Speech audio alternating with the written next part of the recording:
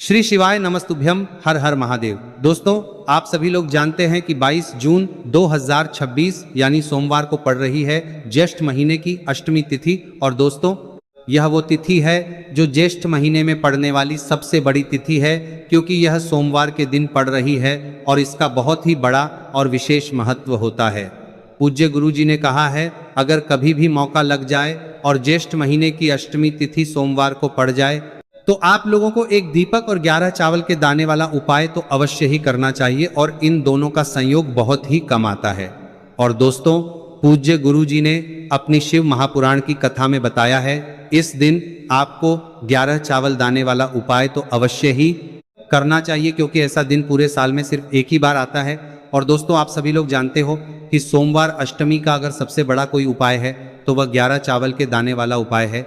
तो दोस्तों, इस सोमवार के दिन आप लोगों को इस 11 चावल दाने वाले उपाय को ज़रूर करना है।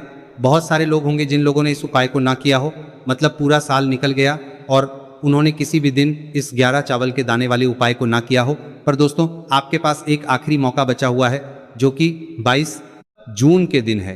तो इस दिन आप लोगों को इस वाले उपाय को ज़रूर कर लेना है। भले ही आपने पूरे साल भर इस उपाय को ना किया हो, पर अगर आपने इस ज्येष्ठ महीने में पड़ने वाली अष्टमी तिथि के दिन अगर इस वाले उपाय को कर लिया तो आपको इस उपाय को करने का वह फल मिलेगा जिसकी आपने कभी कल्पना भी नहीं करी होगी। उपाय 1। दोस्तों, जब जीवन में बार बार प्रयास करने के बाद भी मन को लगता है कि कुछ न कुछ रुकावट बनी हुई है, निर्णय स्पष्ट नहीं हो रहे या भीतर बेचैनी बढ़ रही है, तब कई लोग कुछ समय निकालकर पूजा, प्रार्थना और आत्मचिंतन का सहारा लेते हैं। ज्येष्ठ मास की अष्टमी यदि सोमवार के दिन आए तो कई लोग इस दिन को भगवान शिव के स्मरण और मन की स्थिरता के लिए विशेष मानते हैं। इसी भावना से 11 साबुत चावल के दानों और दीपक का यह उपाय बताया जाता है।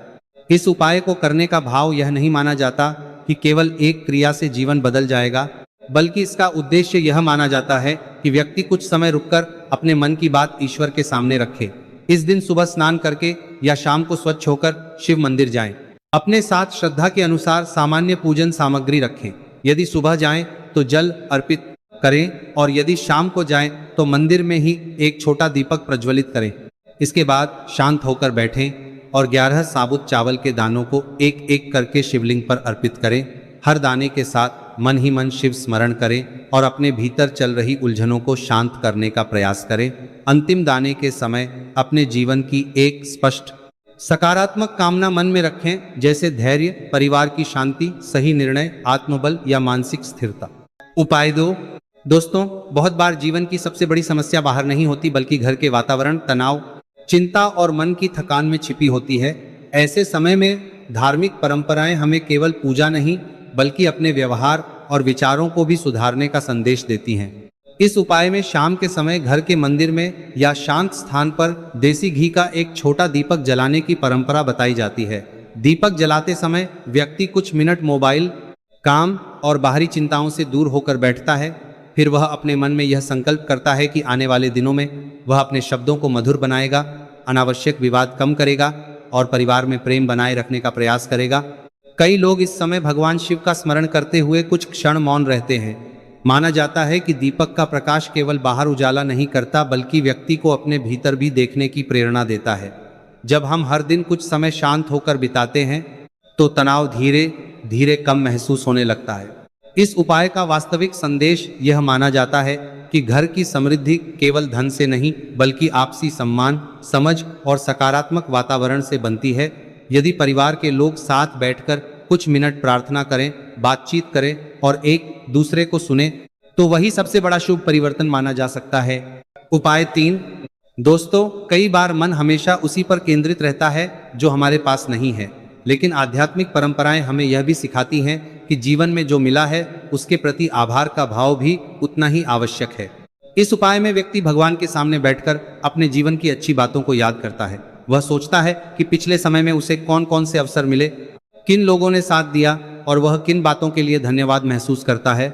इसके साथ मन ही मन यह संकल्प लिया जाता है कि आगे जीवन में अधिक धैर्य, मेहनत और सकारात्मकता के साथ आगे बढ़ेंगे।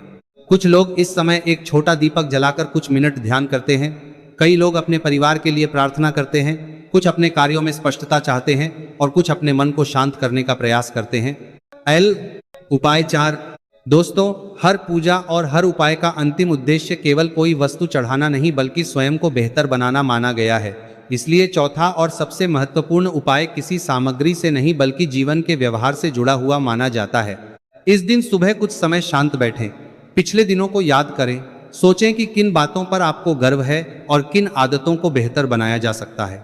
यदि किसी से मनमुटाव है तो उसे कम करने का संकल्प लें। यदि कोई काम लंबे समय से टाल रहे हैं तो उसे शुरू करने की योजना बनाएं।